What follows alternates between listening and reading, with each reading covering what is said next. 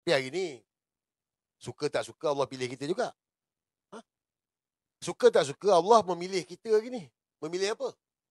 Memilih untuk berjuang di jalan dia. Tengah berjuang ni. Setengah berjuang, korang tengah berjuang. Kita berjuang ni. Nak menyelamatkan negara ni. Agama, bangsa dan tanah air. Jadi, ada saya nak ingatkan lah ini kenyataan daripada arwah Pak Sumed tau. Arwah Pak Sumed ni ada beberapa kenyataan lah. Tetapi ada dua kenyataan lah yang saya rasa menarik untuk kita dengar. Saya nak kongsikan kejap lagi. Pertamanya berkenaan dengan Anwar Ibrahim.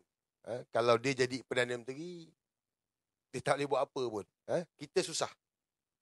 Kita susah. Ini arwah Pak Sumed bagi tahu ni. Ini video dia sendiri ni. Mulut dia sendiri. Daripada mulut arwah Pak Sumed sendiri. Daripada mulut Pak Sumed sendiri. Sekejap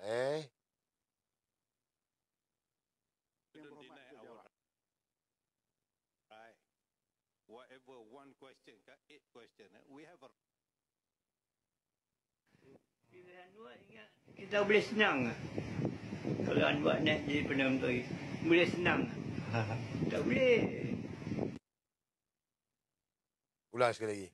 Pilihan Anwar ingat kita boleh senang. Kalau Anwar nak jadi Perdana Menteri, boleh senang. Tak boleh. Jangan lupa subscribe dan tonton video penuh di Suara Dunia.